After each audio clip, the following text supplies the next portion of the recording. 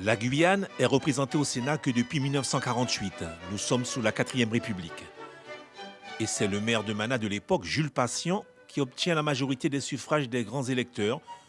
Lui succède au palais de Luxembourg un commerçant, Auguste Boudinot, élu le 18 mai 1952.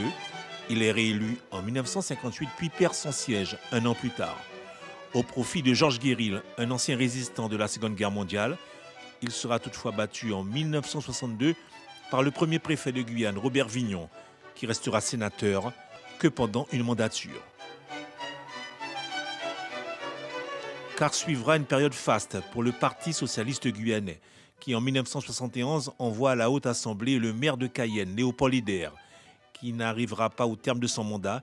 Il décède en effet le 9 juin 1978 et sera remplacé par son suppléant Henri Agarande, qui va assurer l'intérim jusqu'en 1980, date à laquelle le maire de Saint-Laurent, Raymond Tarcy, toujours du Parti socialiste guyanais, est élu.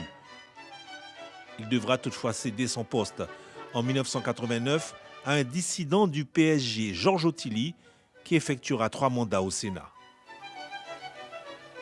En 2008, la Guyane élit 2 sénateurs. À 42 ans, le maire de Kourou, membre du mouvement Walawari, Jean-Étienne Antoinette, devient le plus jeune sénateur élu de Guyane.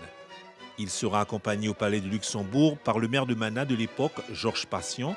En 2014, il est réélu et il est accompagné de l'ex-président de région, Antoine Karam, qui ne briguera pas un second mandat de sénateur le 27 septembre prochain.